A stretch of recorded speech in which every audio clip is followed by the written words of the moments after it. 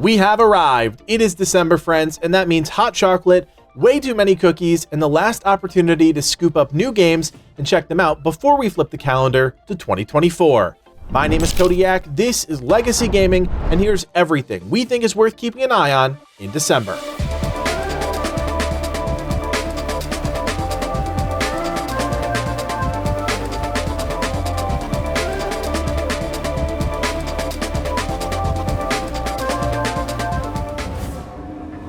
First up on the list is Dragon Quest Monsters: The Dark Prince.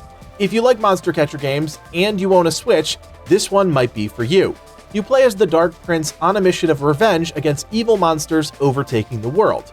The catch, you can't actually fight back. Well, not directly. As you might expect, you need to embrace what you can't understand and become a monster tamer yourself. With an army of over 500 monsters at your disposal, you'll journey across the world of Nadiria, creating that perfect team. When things get challenging, you can use the synthesis ability to combine two monsters to create even stronger offspring, bringing you one step closer to becoming the master of monster kind. Real talk, I used to love Dragon Quest games when I was a kid. It was the perfect alternative to Pokemon when there weren't a whole lot of options out there. So to see the series continue, it's pretty awesome. If you like this type of game, keep the Dark Prince in mind because it might just be the perfect game to chip away at during the holidays. It's hard to innovate on a genre that's been around since 1964, but that's exactly what city builders of all shapes and sizes try and accomplish. Steamworld Build takes a lot of quirky themes and ideas and blends them together to present something completely different. It's steampunk meets Old Western as you build up a new frontier on a strange planet that's dying all around you. On the surface, you need to take care of your people, or robots in this case, providing them with essentials to continue functioning. Below the surface is a mining operation that nets you important resources and spacefaring technology needed to escape your otherwise dismal situation. It's a pretty fun concept, made better by the fact that underneath the surface are monsters waiting to take advantage of your hard work. Building towers, turrets, and outfitting your robots with weapons is only part of the equation as you try and balance everything going on above and below ground. I am genuinely curious to check out this game when I have some time because it does look really fun. Still chugging along 5 years after its release, Fallout 76 Atlantic City is the 17th major update coming to the always online game. The update is being released in 2 waves, with the first, Boardwalk Paradise, deploying on December 5th. This expansion of the game's universe will feature a new expedition, which will have missions centered in Atlantic City and New Jersey. It'll also include new daily quests and revamped parts of the game world, as well as new outposts for various factions, a new UI for finding and activating quests, and a number of fixes in the game. Me personally, I have not set foot into Fallout 76 since it was first launched, and really haven't seen anything that would entice me otherwise. So, if you are playing the game, drop us a line in the comments and let us know what you think about the upcoming update, and if it'll be a game changer for the title going on its 6th year post-launch. This next game is one we've had our eye on for quite some time, and as huge fans of the Paper Mario series, it stirred within us something that's not often excited. In this adventure RPG, you play as the Flower Golem, who's possessed with a never-ending childlike wonder. You see it in every frame of the game, and whether it's the wacky story beats or the quick-time event-based combat system, it's clear Born of Bread is all about having fun. Now, to be clear, it's the game's looks coupled with its zany characters that really caught our eye, and while it's unclear exactly how the adventure will go down, there are elements that just look and feel so different than anything else on the market. If the story is interesting, characters memorable, and the combat somewhat engaging, I think Born of Bread is going to be an indie hit. I know our team is excited to go hands-on, so keep an eye out for a potential review here on the channel. Next on the list is Avatar: Frontiers of Pandora, a new open-world game from the team at Ubisoft. This game has our whole team really excited, mainly because it's a new IP from a studio that's known for endless iterations of the same game series. Here's the TLDR as far as I can tell. Avatar: Frontiers of Pandora looks very much like a Far Cry game set in the world of Pandora. The first-person, story-driven experience will have our character running, jumping, sneaking, and flying across the world as we take down RDA facilities in an effort to fight back against the humans' rampant destruction of the world. There's a lot of familiar features here, and you can trace nearly all of them back to Far Cry, but there are a few differentiators that really help the game stand out, namely the design and scale of the world, as well as the aerial traversal and combat. I don't think this game will be niche by any stretch, and if you like action-adventure games, or just like Avatar and want to finally see a solid video game adaptation of the world, this game might just check off all the boxes. The Day Before is finally releasing, I think. This game has seen its fair share of ups and mainly downs, and quite honestly, I'll be saving my money and waiting to see how the launch goes. If you've been following the development of the game, then you already know there are a lot of skeptics out there. Content creators, media outlets, pretty much everyone has torched the game for its lackluster gameplay, stock 3D assets, and ridiculously ambitious concept with almost nothing to show for it. Even now, less than a month ahead of the game's launch, there's barely a whisper about the game, and the Day Before's website is devoid of anything meaningful that tells players what to expect on day one. For a game that's supposed to deliver on an open-world post-apocalyptic MMO, yeah, I'm not buying it.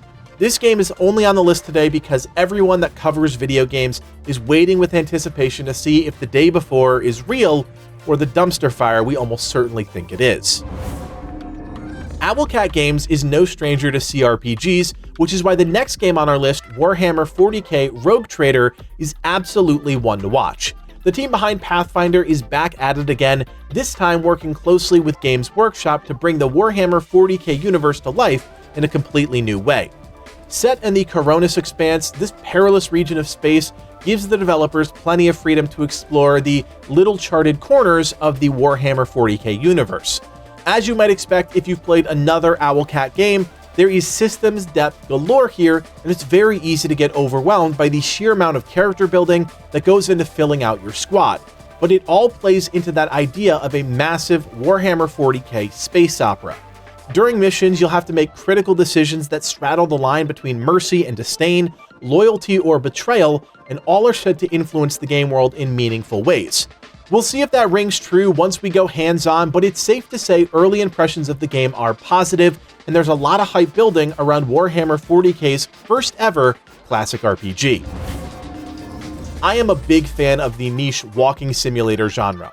Blending immersive storytelling with interactive exploration and puzzles has always been something that just clicks in my head, which is why I was excited to learn about Back Then, the first game by developer Octopus Embrace. The game takes place in the mind of Thomas Elian, a writer diagnosed with Alzheimer's.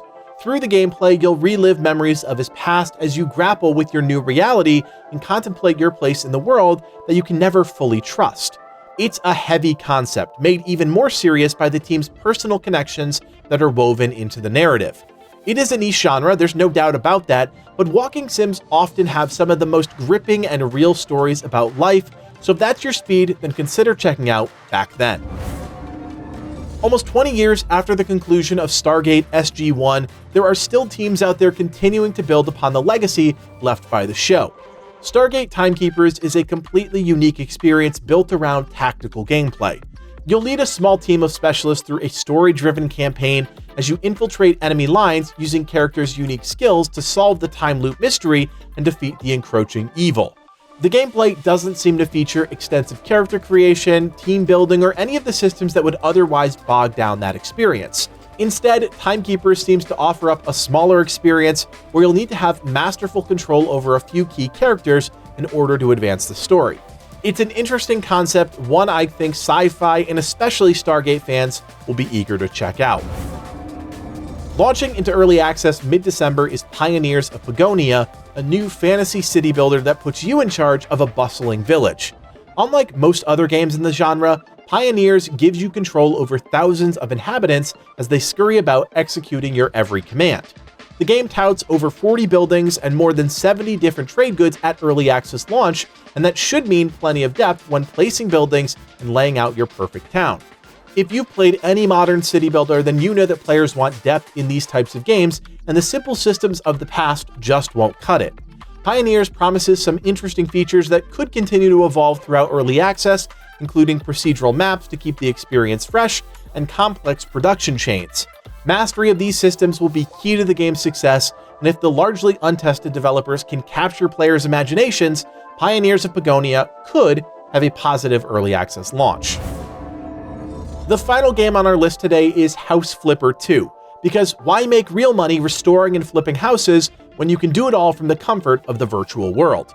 Now, in all seriousness, I get the appeal of a relaxing game like this, and the developers clearly understand their audience, doubling down on the things that fans loved about the first game while also injecting some new systems into the mix. The biggest change is the game's sandbox mode, which gives players the ability to build houses brick by brick from the ground up. If you've got an itch to clean and paint, you can still do that in story mode, but the developers are looking to put a fresh spin on the base experience. While not a massive game, the original House Flipper has seen commercial success, at one time touting a nearly 16,000 concurrent player count, and that's nothing to scoff at for a game like this. I have no doubt House Flipper 2 will garner the same, if not better results, but that all depends on if the team has managed to keep the essence of the game the same, while expanding on what players loved about the first game. So there you have it, everything we think you should keep an eye on going into December 2023. It's your last chance to pick up and play new games this year, and while it's not a stellar list, there's absolutely a few gems I think players will love. If you appreciate these monthly gaming videos, then we need your help. Hit that thumbs up and consider subscribing to the channel, because it is still, after 4 years, the best way to help channels like ours reach new audiences. You can also join us on Discord if you want to hang out with the team, talk about great games, and enter for your chance to win tons of free prizes we're giving away all the time. That link, as always, is below. My name is Kodiak, and from everyone here at Legacy Gaming, thanks for watching, and play on.